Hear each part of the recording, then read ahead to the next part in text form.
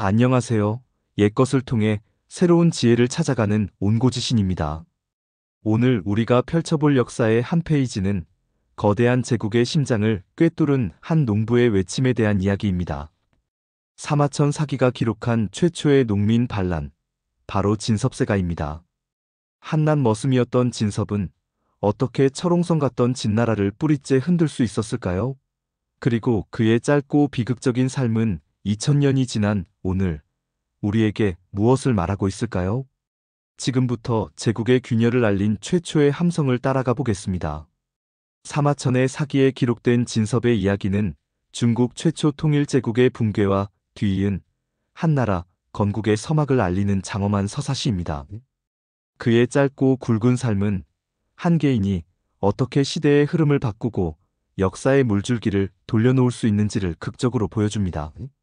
모든 이야기의 시작은 진시황의 죽음 이후 급격히 쇠락의 길로 접어든 진나라의 혼란에서 비롯됩니다. 무능했던 2세 황제 호해와 권력을 농단한 환관조고의 통치 아래 제국은 극심한 폭정의 시대를 맞이했죠. 만리장성 축조와 아방궁 건설 같은 끝없는 대규모 토목공사에 백성들은 무자비하게 동원되었습니다. 가혹한 세금과 엄격하다 못해 잔인하기까지 한 법치는 사회 전체를 질식시켰습니다. 제국 전역에는 분노와 원망이 들끓었고 거대한 화약고는 단 하나의 불꽃을 기다리고 있었습니다. 당시 진제국이 겪고 있던 위기는 복합적이었습니다. 첫째, 세상을 모르던 무능한 2세 황제. 둘째, 황제의 눈과 귀를 막고 국정을 농단한 환관조고. 셋째, 백성의 고열을 짜내는 끝없는 강제노역. 그리고 넷째, 숨 쉴 틈조차 주지 않았던 가혹한 법. 이 네 가지 요소가 맞물리며 진나라는 스스로 무너져 내리고 있었습니다. 바로 이때 역사의 무대에 진섭이라는 인물이 등장합니다. 그의 신분은 양성 지역에 고용된 농사꾼, 즉 머슴으로 지극히 미천했습니다. 하지만 그의 내면에는 거대한 야망이 꿈틀거리고 있었죠. 어느 날 밭에서 동료들과 함께 땀 흘리던 진섭이 말합니다. 만약 우리 중 누군가 부귀해진다면 서로를 잊지 맙시다. 동료들은 머슴살이 주제에 무슨 부귀냐며 그를 비웃었습니다. 이 냉소의 진섭은 깊은 탄식과 함께 역사에 길이 남을 한마디를 내뱉습니다. 아, 제비나 참새가 어찌 기러기나 고니의 큰 뜻을 알겠는가. 바로 연자간지 홍곡지지라는 고사성어의 탄생입니다. 이는 자신의 사회적 계급을 초월하는 원대한 포부를 명확히 드러내는 상징적인 장면이자 그의 운명을 예고하는 서막이었습니다. 진섭의 야망이 현실이 될 기회는 예기치 않은 절망 속에서 찾아왔습니다. 하급장교가 된 진섭과 그의 동료 오광은 900명의 징집된 농민들을 이끌고 북쪽 수비지로 향하고 있었습니다. 그러나 대택향이라는 곳에 이르렀을 때 기록적인 폭우와 홍수로 길이 막혀버립니다. 당시 진나라의 법은 이유를 불문하고 정해진 기한을 어기면 참수형에 처하도록 규정하고 있었습니다. 이대로 가도 죽고 도망쳐도 죽는 절망적인 상황. 진섭은 동료들에게 말합니다. 어차피 죽을 바에야 큰일을 도모하다 죽는 것이 낫지 않겠는가? 이는 감정적인 호소가 아니었습니다. 진나라의 비정하고 경직된 법률 체계가 백성들에게 반란 외에는 다른 선택지를 남겨주지 않은 역설적인 상황이 만들어낸 합리적인 결론이었습니다. 거사를 결심한 진섭은 치밀한 심리전을 펼칩니다. 먼저 진승왕, 즉 진섭이 왕이 된다는 붉은 글씨를 쓴 비단을 물고기 뱃속에 넣어 발견하게 하는 어복단서. 그리고 한밤중 사당 근처에서 모닥불을 피우고 여우 울음소리를 흉내내며 큰 초나라가 일어나고 진승이 왕이 될 것이다 라고 외치게 한 구아오명.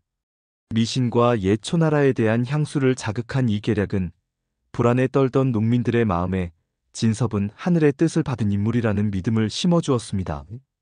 마침내 감독관들을 살해하고 봉기에 깃발을 든 순간 진섭은 천지를 뒤흔드는 외침을 터뜨립니다. 왕, 후, 장, 상의 씨가 어찌 따로 있단 말인가. 이 한마디는 절망적인 반란을 정의로운 사회혁명으로 승화시킨 위대한 선언이었습니다. 혈통과 신분에 의해 모든 것이 결정되던 시대에 개인의 능력과 의지로 운명을 개척할 수 있다는 새로운 시대 정신을 제시한 것입니다. 진섭의 봉기는 들불처럼 번져나갔습니다.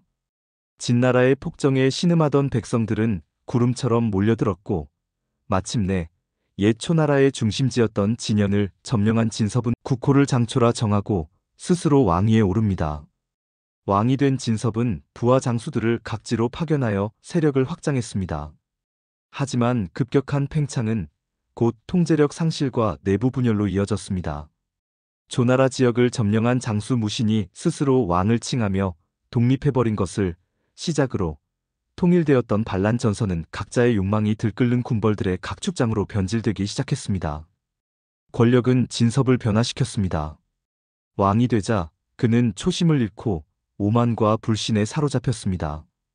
머슴 시절 친구가 찾아와 격에 없이 대하자 자신의 위엄이 손상된다는 이유로 그를 처형하고 맙니다. 나아가 측근들을 통해 공포 정치를 자행하며 유능한 장수들의 등을 돌리게 만들었습니다. 진나라의 폭정을 타도하겠다던 혁명가가 스스로 폭군이 되어버린 것이죠. 결정적으로 진나라의 명장 장안이 이끄는 반격이 시작되자 진섭의 군대는 속수무책으로 무너졌습니다. 결국 수도가 함락되고 도망치던 진섭은 자신의 마부가 몰던 마차 안에서 살해당하며 왕위에 오른 지 불과 6개월 만에 파란만장한 생을 마감합니다. 진섭의 혁명은 실패로 끝났지만 그의 이야기는 오늘날까지 살아 숨쉬는 불멸의 언어들을 남겼습니다. 연자간지 홍곡지지는 평범함에 안주하는 이들의 모리에 속에서도 자신의 비전을 믿는 선구자의 고독을, 왕후장상 영유종우는 태생적 불평등에 맞서는 혁명의 정신을 상징합니다. 특히 왕후장상 영유종우라는 외침은 훗날 고려 시대의 만적의 난에서도 다시 등장할 만큼 시대를 초월하여 억압받는 민중의 가슴에 불을 지폈습니다. 역사가 사마천은 이 비극적 혁명가를 어떻게 평가했을까요? 사마천은 파격적이게도 진섭의 이야기를 제후들의 역사인 세가에 기록했습니다. 왕조를 세우지도 못한 미천한 농민 출신을 제후의 반열에 올린 것입니다. 이는 혈통이 아닌 시대에 미친 영향력으로 인물을 평가해야 한다는 사마천의 혁신적인 역사관을 보여줍니다. 비록 실패했지만 진섭은 진나라 멸망과 한나라 건국이라는 거대한 역사의 시작점이 되었기에 그의 비중은 일개 제후를 능가한다고 판단한 것입니다. 사마천은 자신의 논평 태사공활에서 진섭의 공과 과를 냉철하게 저울질합니다. 폭정에 맞선 최초의 용기는 높이 평가하면서도 오만과 불신으로 몰락한 리더십의 부재를 날카롭게 비판하죠. 더 나아가 진섭의 이야기는 천명, 즉 하늘의 뜻에 대한 사마천의 깊은 통찰을 보여줍니다. 진섭의 등장은 폭정으로 민심을 잃은 진나라가 이미 천명을 잃었음을 보여주는 증거였습니다. 반대로 진섭 자신의 몰락은 천명이란 한 번 주어지면 영원한 것이 아니라 끊임없는 덕치를 통해서만 유지될 수 있음을 증명합니다. 결국 사마천에게 천명은 신비로운 것이 아닌 바로 민심 그 자체였던 것입니다. 진섭은 결함 많고 비극적인 최후를 맞이한 실패한 혁명가였습니다. 그러나 그는 진제국이라는 거대한 댐에 처음으로 균열을 낸 필수적인 촉매제였습니다. 2000년이 넘는 세월이 흘렀음에도 그의 이야기가 여전히 깊은 울림을 주는 이유는 그의 외침이 인간의 가장 근원적인 열망, 즉 태생적 불평등에 맞서 존엄과 기회를 요구하는 목소리를 담고 있기 때문입니다. 사마천의 북끝에서 진섭은 영광스러운 저항과 인간적인 비극을 모두 체현한 혁명의 원형으로 불멸의 생명을 얻었습니다. 한 농부의 외침에서 시작된 거대한 역사의 소용돌이 재미있게 보셨나요? 여러분은 진섭의 삶에서 어떤 교훈을 얻으셨나요? 댓글을 통해 여러분의 생각을 자유롭게 나눠주시길 바랍니다. 온고지시는 다음 시간에도 흥미로운 역사 이야기로 여러분을 찾아뵙겠습니다. 구독과 좋아요는 저희에게 큰 힘이 됩니다. 감사합니다.